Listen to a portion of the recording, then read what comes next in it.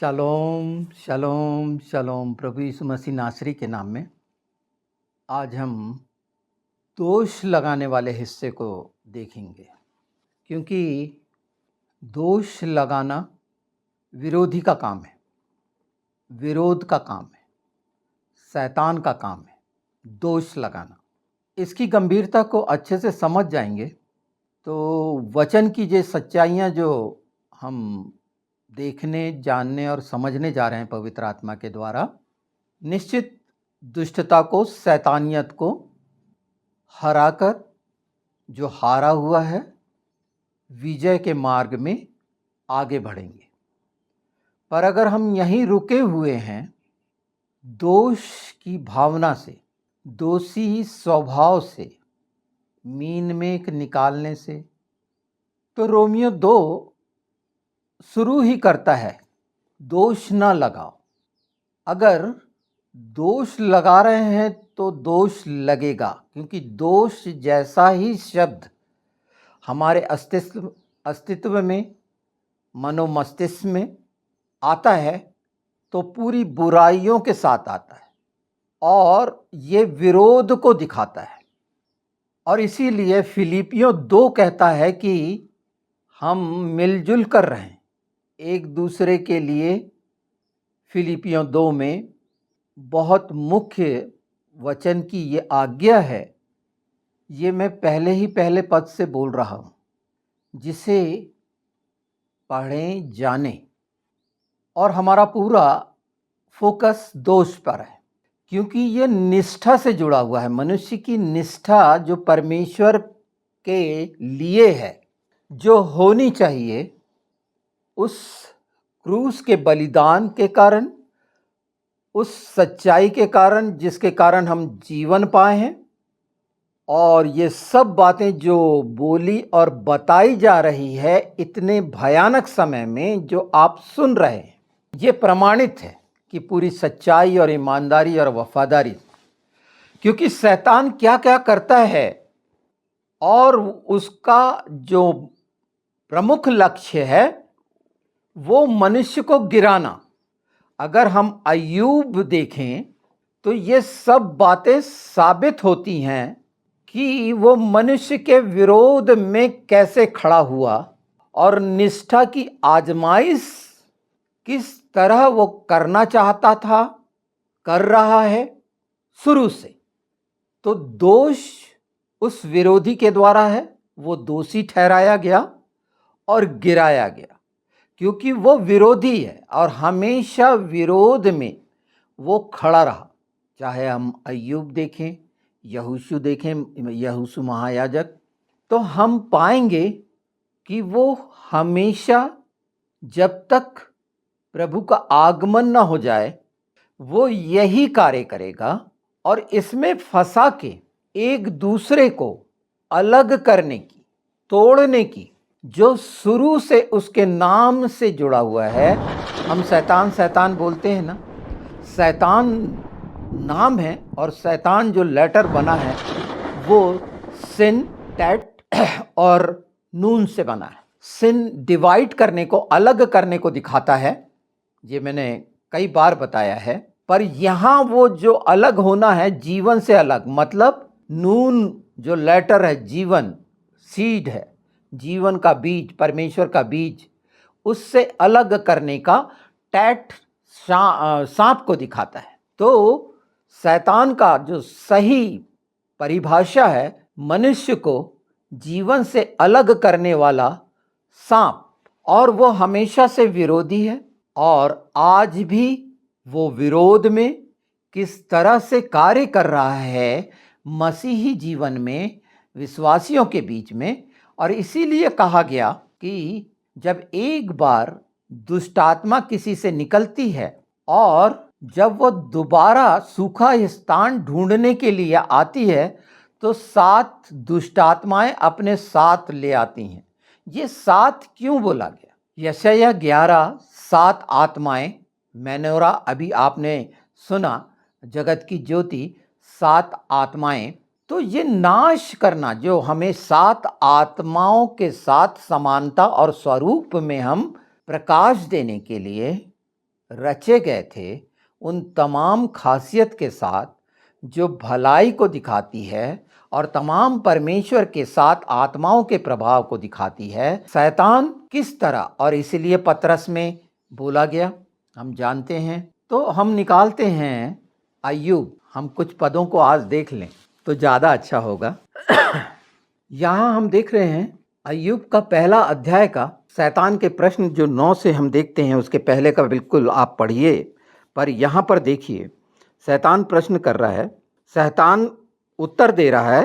शैतान ने यहोवा को उत्तर दिया, क्या अय्यूब परमेश्वर का भय बिना लाभ के मानता है? क्या तू उसकी और उसके घर की और जो कुछ उसका है उसके चारों ओर बाड़ा नहीं बांधा? तूने तो उसके काम को आशीष दी और उसकी संपत्ति देश भर में फैल गई। शैतान जान रहा है पहले से बाड़ा बांधा हुआ है, जैसे हमारे चारों ओर उस लहू का, पवित्र आत्मा का बाड़ा है। अगर हम ये नहीं जानते हैं और इसको नहीं मानते हैं, इस पर ध्यान नहीं देते हैं, ये भूल गए हैं, तो ये हमें हमेशा याद रहना चाहिए इस वचन से कि जैसे ही हम प्रभु यीशु को स्वीकार करते हैं अपना मुक्तिदाता, उद्धार करता, और नया जन्म हम पाते हैं बपतिस्मे के द्वारा, उस लहू के द्वारा, उस विश्वास के द्वारा कि मैं पापी था, मेरा कुछ भी उद्धार का रास्ता नहीं था, उस समय परमेश्वर ने अपना बलिदान देकर मुझे मोल लिया, जो मर के जीवित हुआ। ये वो सच्चाई जब हम ग्रहण करते हैं तो वो बाड़ा, जैसे अय्यूब के चारों ओर शैतान बता रहा है, क्योंकि वहां ट्राई करा उसने, पर जब हम ये भूल जाते हैं, जैसे द्वारों पर लहू लगाना भूलते हैं, तो जो द्वार हैं तमाम, वो किसी से भी प्रवेश कर पाता है जब हम किसी तरह की लापरवाही करते हैं। यहाँ निष्ठा पे प्रश्न है, क्या मसीही जीवन निष्ठावान है या नहीं है? ये प्रत्येक मसीह का कर्तव्य, नैतिक दायित्व है कि वो इस बात पर ध्यान दे और शुरू से ही जो किया गया अय्यूब के चारों ओर, वो हमारे चारों ओर वादे और प्रतिज्ञा और वचन ने ये सिद्ध किया है कि वो हमारी रक्षा करेगा। डर मत, उसे कोई लांग नहीं सकता। जो हारा हुआ है वो तो बिल्कुल नहीं, पर जब हम मानते नहीं कि वो हारा हुआ है और उसके जाल में फंसते हैं, ये बार बार अपनी कठिनाइयों के कारण, अभिलाषा, लालसा के कारण, तो वो हिस्से को पहचान लीजिए कि अगर दोष और विरोध का स्वभाव किसी के प्रति कुड़कुड़ाहट का आता है कि हम कुड़कुड़ाने लगते हैं, हम अपने लोगों पर उनको जज करने लगते हैं, चेक करने लगते हैं अपने बुद्धि से, अपने विवेक, अपनी समझ के अनुसार, और वचन पर विश्वास करके जो हमें करना चाहिए पवित्र आत्मा के साथ, उससे हम दूर हट जाते हैं। और यही शैतान चाहता है। इसलिए लोगों में बुराई के, कड़वाहट के बीज आते हैं, मनमानी करने का स्वभाव आता है, अनाज्ञाकारिता करने का स्वभाव आता है, भय से दूर हो जाने का स्वभाव आता है, संसार के भय में आ जाने का स्वभाव होता है। भय प्रेम को प्रकट करता है। अगर प्रेम है तो उसके भय में रहेंगे और आज्ञाकारी रहेंगे, उसका आदर करेंगे और सम्मान करेंगे। और अगर ये नहीं है एक मसीही जीवन में, तो वो दोष से भरा हुआ, संसार की मनोकामना, लालसाओं से भरा हुआ, और शैतान ऐसों का उपयोग करता है जिसे इमोशनल ब्लैकमेल भी कहते हैं। तो यहाँ पर पहली बात ये हुई। अब दूसरा अध्याय देखते हैं। हम धीरे धीरे इस चीज को जो सरल है समझते जाएं कि उस दोष भावना से, दोष लगाने वाले स्वभाव से, या किसी तरह की ऐसी बात से जो परमेश्वर के निकट विरोध को दिखाती है। परमेश्वर का विरोध करना क्या है? परमेश्वर के वचन का विरोध करना। परमेश्वर ने अपने जो चुने हुए सच्चे ईमानदार इस पृथ्वी पर रखे चेलों से लेकर अब तक उन सच्चाइयों का विरोध करने वाले, दोष भावना से भरे हुए वो 7 दुष्ट आत्माओं के चक्कर में है, ये जान लीजिए। और जब तक हम जानेंगे, पहचानेंगे नहीं, हम यीशु के नाम में कैसे मुक्त पाएंगे? तो पवित्र शास्त्र इन सब बातों को हमें दिखाता है, क्योंकि वो जीवित पवित्र शास्त्र परमेश्वर पुत्र पवित्र आत्मा है। शुरू से देखिए, है ना, 2 का फिर एक और दिन यहोवा परमेश्वर के पुत्र उसके सामने उपस्थित हुए और उनके बीच शैतान भी उनके सामने उपस्थित हुआ। यहोवा ने शैतान से पूछा, तू कहाँ से आता है? शैतान ने यहोवा को उत्तर दिया, इधर उधर घूमते फिरते और डोलते डालते आया हूँ। ये है उसकी एक्टिविटी जो दोष से भरे हुए हैं। पहले अध्याय में भी यही बताया गया है, घूमते फिरते डोलते, इधर उधर घूमना फिरना। मैंने इस पे किया है कि घरों को बिगाड़ना, वेश्याओं का काम, इस पर एक वीडियो है।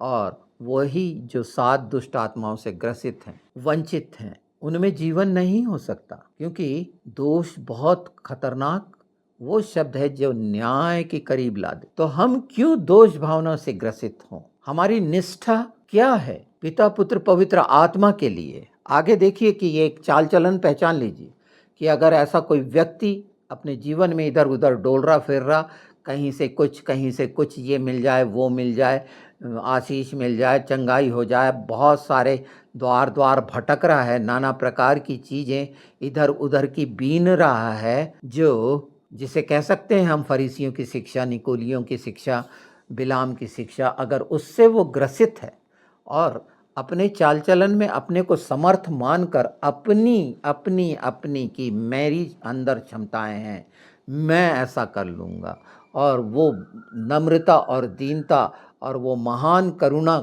जो मनुष्य पर हुई और उपकार हुआ और वो क्षमा मिली और दया और कृपा हुई, उसको भूल बैठा है, जो वो यही कार्य करेगा। वो डोलते डालते इधर उधर कहीं ना कहीं और अपने आप को धर्मी दिखाने की कोशिश करेगा। बिल्कुल वो बहुत सारी बातें पवित्र शास्त्र की आपके सामने बोलने में सक्षम होगा, ये भी सच्चाई है, पर उसके चाल चलन से प्रकट होगा कि अगर उसमें निष्ठा नहीं है, वो आज्ञाकारी नहीं है, परमेश्वर के भय में नहीं है, तो निश्चित वो विरोधी है। वो दोष लगाने के लिए आप पर कभी भी तैयार होगा। जितने जल्दी हो सके ऐसे लोगों से पीछा छुड़ा लें। निश्चित बहुत ही लगन से प्रभु के लिए सब कुछ करने वाले भावनात्मक, तो ये डोलने डालने वाले लोगों को पहचान लीजिए। आगे क्या होता है ये देखिए। क्या तूने मेरे दास अय्यूब पर ध्यान दिया है? और पृथ्वी पर उसके तुल्य खरा और सीधा, मेरा भय मानने वाला और बुराई से दूर रहने वाला मनुष्य कोई नहीं है, और कोई नहीं है। यद्यपि तूने मुझे बिना कारण उसका सत्यानाश करने को वारा, तो भी वह अब तक अपनी खराई पर बना है। शैतान ने यहोवा को उत्तर दिया, खाल के बदले खाल,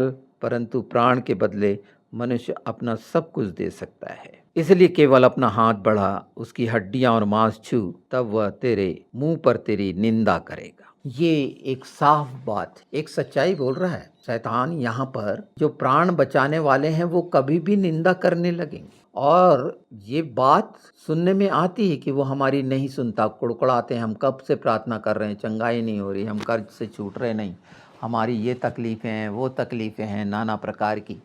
तो वजह जान ली कि निष्ठा नहीं है। 7 दुष्ट आत्माओं का घर वहाँ पर बना हुआ है। मुंह से प्रभु प्रभु, यीशु यीशु, सब ये सब चल रहा है। बिल्कुल मनुष्य करता है, प्रेम करता है, बिल्कुल, पर आज्ञा मानने के द्वारा जो प्रेम पैदा होता है वो प्रेम रखना होता है। शरीर और भावनाओं का प्रगटीकरण प्रेम इससे अलग है, बिल्कुल अलग। यहाँ ये बात जान लीजिए कि अय्यूब से ये जो कहा जा रहा है, प्राण के बदले खाल, के बदले खाल, पर अगर तू प्राण के बदले तो वो तेरी निंदा करेगा। फिर से एक बार पढ़ देता हूँ। इसलिए केवल अपना हाथ बढ़ाकर उसकी हड्डियां और मांस छू, तब वो तेरे मुंह पर तेरी निंदा करेगा। जब ये घटनाएं होती है ना शरीर के साथ, और कष्ट बहुत हो जाता है, विचलित हो जाते हैं, तो वो हिस्सा जो दोष लगाने वाला है वो नासूर बन गया है, वो कोड़ बन गया है, वो बुराई, वो विरोध, अंदर आकलन करना, दूसरे को, मनुष्य को जानना पहचानना। यहाँ जान पहचान हो रही है शैतान, और कैसे एक दूसरे को पहचानने की कोशिश करते हैं, एक दूसरे को जज करने की कोशिश करते हैं, यही दिखाया जा रहा है।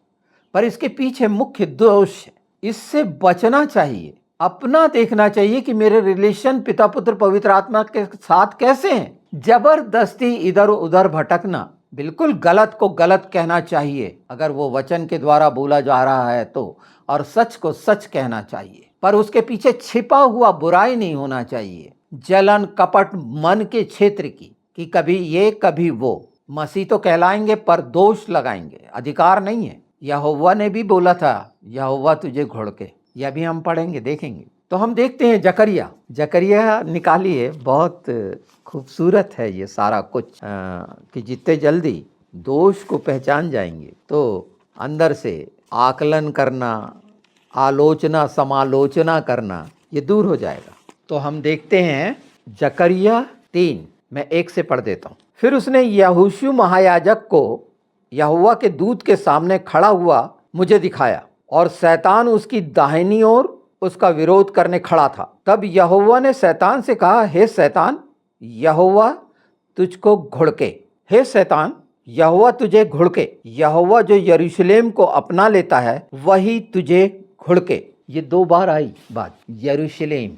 प्रभु यीशु के द्वारा जो शालेम का उपाय किया गया, ईरे उपाय हमारे लिए जीवन का उपाय किया गया, आशीष का, अनुग्रह का, अभिषेक का, धार्मिकता का जो उपाय किया गया, हम उसके यरूशलेम हैं। उन सब के लिए उस समय कह दिया गया। कितनी सुंदर बात है। वहां पर महायाजक यहोशू पर दोष लगाने के लिए साफ लिखा हुआ है, इसमें विरोध करने खड़ा था। परमेश्वर ने सब जान लिया, और वो परमेश्वर जान रहा है कि ये शुरू से नाश करने के लिए हमेशा, पतरस बोलता है ना, पतरस देख लेते हैं, पहला पतरस साफ बोल रहे, पतरस, पहला पतरस उसका 5वां अध्याय और 8वां पद, सचेत हो और जागते रहो, क्योंकि तुम्हारा विरोधी शैतान गरजने वाले सिंह के समान इस खोज में रहता है कि किसको फाड़ खाए। तो विश्वास में दृढ़ आगे पढ़िए। इसमें वो बिल्कुल हमेशा तैयार है,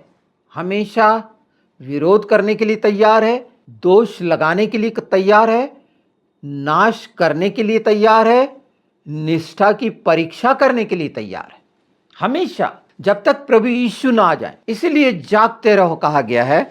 अब हम फिर चलते हैं जकरिया 3 पर। ये बातें जो दिखाई गई हमें, हम देख रहे हैं इसको और सुन रहे हैं, पवित्र शास्त्र स्पष्ट है, जीवता, हम इसको, ये पूरा दृश्य हमारे सामने, हम इसको देख सकते हैं अपने अंदर, ऊपर, बाहर। इन वचनों के द्वारा अपने आप को पहचान सकते हैं हम, इन वचनों के द्वारा, और दुष्टता और शैतान को आराम से पहचान सकते हैं, उस बुराई को जो नाश कर दी गई है। आत्मा के लिए वो नाश हो चुका है, आत्मा को वो नहीं छू सकता, पर दुष्ट आत्माओं के साथ मिलकर बुराई करके, दोष लगाकर एक मनुष्य उसका साथी बनता है। प्रकाशित वाक्य 12 भी देखते चले हम, 12 उसका 10। फिर मैंने स्वर्ग से यह बड़ा शब्द आते सुना, अब हमारे परमेश्वर का उद्धार और सामर्थ और राज्य और उसके मसीह का अधिकार प्रकट हुआ है, क्योंकि हमारे भाइयों पर दोष लगाने वाला, जो रात दिन हमारे परमेश्वर के सामने उन पर दोष लगाया करता था, गिरा दिया गया है। तो ये गिरा दिया गया है, जो गिरे नहीं है उनके लिए, पर जो शैतान के हाथ में फंसकर गिर चुके हैं उनके लिए गिराया हुआ नहीं है, उनके लिए वो दोष लगाने वाला है। मसीह और उद्धार उससे ज्यादा जरूरी है। इस वचन को जान लेना और समझ लेना कि ये घोषणा हुई है, बड़ा शब्द हुआ है, छोटा शब्द नहीं, बड़ा शब्द।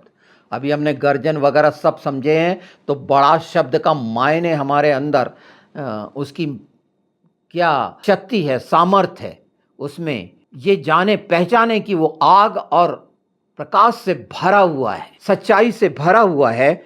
ये पहचाने, शब्दों में ये चीजें हैं पवित्र शास्त्र के, और कहीं प्रकाश नहीं पाया जाएगा। ये वचन में प्रकाश है, शब्दों में प्रकाश है, शक्ति है, सामर्थ्य है। यीशु के नाम में लिखा है, अब हमारे परमेश्वर का उद्धार और सामर्थ और राज्य और उसके मसीह का अधिकार प्रकट हुआ है। अगर प्रकट ये हो गया है नए जन्म के द्वारा, हम में से प्रत्येक भाइयों के बीच में, बहनों के बीच में, मसीही जनों के बीच में, दोस्तों में, बुजुर्गों में, अगर ये प्रकट है, सच्चाई से प्रकट है, इस बात को जान रहे हैं, तो वो दोष लगाने वाला स्वभाव नहीं होगा, वो विरोध करने वाला स्वभाव नहीं होगा। परमेश्वर के अधीनता में सब कुछ है यीशु के नाम में। इसीलिए कहता है प्रभु कि हम प्रभु के अधीनता में क्या देखते हैं, किसी को आज जज करके उसके बारे में कोई भी घोषणा करना क्या उचित है, क्योंकि ये निष्ठा के निहित नहीं है। ये मनुष्य के अपने विचार और अपने विचार, अपनी कल्पनाएं, अपना अनुमान, ये दुष्टता का प्रतीक है। दोषी ठहराने का प्रतीक है, विरोध करने का प्रतीक है। आपके आसपास अगर इस तरह के तत्व पाए जाते हैं तो निश्चित मानिए कि वो सांप के सपोले हैं जो डसने के लिए आसपास हमेशा तैयार रहते हैं। इनके चाल चलन, वो डोलना डालना, इधर उधर फिरने वाले, नाना जब प्रकार के बीजों को चुगने वाले, ये बहुत अच्छे से पहचान जा सकते हैं आप। पर अपने को पहले पहचाने वचन के द्वारा, जो फिलिपियों 2 कहता है उसे हम पढ़ लेते हैं। सुनिए।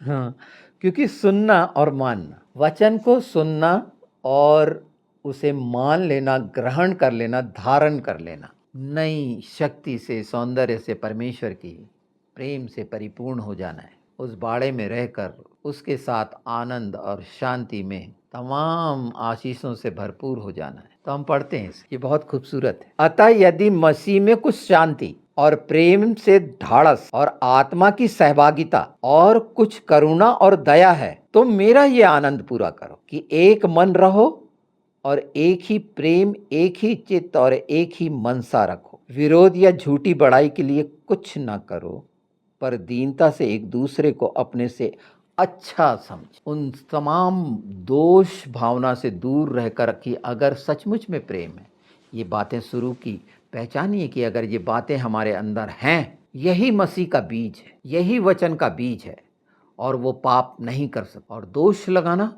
कितना भयानक है, परमेश्वर का बैरी हो जाना है, विरोधी हो जाना है। और पवित्र आत्मा के द्वारा तो ये बिल्कुल ही नहीं हो सकता। जिन्होंने पवित्र आत्मा पाया है वो ये काम कर नहीं सकता। वो सच्चाई से, दृढ़ता से गलत को गलत ठहराएगा वचन के द्वारा। पवित्र आत्मा उसके द्वारा बोले हुए को प्रमाणित करेगी कि जो गलत कर रहा है परमेश्वर के भय में मुंह नहीं खोल सकता, कांपेगा, परमेश्वर के भय में हो जाएगा। सच्चाई के विरोध में अगर कोई खड़ा हो रहा है तो सोच लीजिए कि उसके लिए अब कोई जगह बाकी नहीं है। अगर उसके हृदय, मन, प्राण, आत्मा में भी ये आ गया है कड़वाहट, तो वो जीवन से अलग हो गया है। और ये दोष कितना भयानक नासूर है। वचन की ये सच्चाइयाँ, इसलिए सतर्क रहना कि हमेशा वो तैयार है, हमेशा वो तैयार है। आप तैयार हैं क्या? और इन सच्चाइयों के साथ तैयार हैं क्या? परमेश्वर किसी का पक्ष नहीं लेता। निश्चित अनुग्रह काफी है, निश्चित आप धार्मिकता में हैं, यीशु के नाम में हैं, सब कुछ ठीक है, पर चाल चलन जो ठहरा दिया गया है न्याय के लिए, ये खूबसूरत हिस्सा अगर हम नहीं पहचानते और लुभानी वाली बातों में सिर्फ संसार और शरीर की कामना करते हैं, तो हम स्वर्गीय स्थानों से, वो आशीषों से वंचित होते हैं जो परमेश्वर ने हमारे लिए रखी है।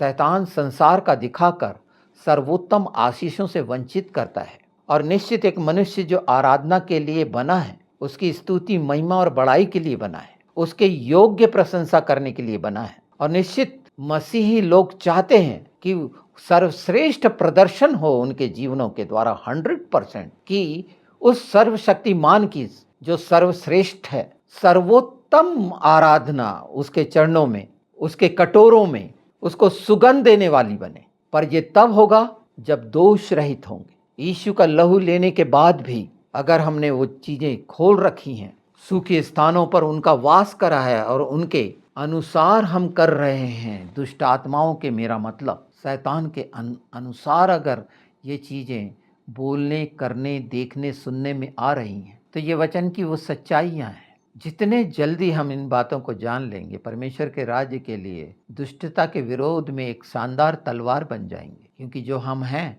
पर हमें ये याद रखना पड़ेगा, पवित्र आत्मा इन सब बातों में ही मदद के लिए कि वो संपूर्ण आनंद और शांति और छुटकारा जो शुरू से दे दिया गया, उद्धार मतलब समस्त प्रकार का छुटकारा, अधीनता में हम दोष के तो नहीं आ रहे, विरोध में तो प्रत्येक दिन के किए जाने वाले कार्य, हमारे द्वारा बोले जाने वाली बातें प्रकट करेंगे कि हम वाकई में और ये जीवित सच्चे वचन जो सामर्थ्य हैं ग्रहण करेंगे और निजात पाएंगे। चाहे कितनी भी इसके पहले गलती हो गई, अभी मौका है कि ऐसी चीज़ों को उतार फेंकें। यीशु के नाम में, उसकी अधीनता में सब है।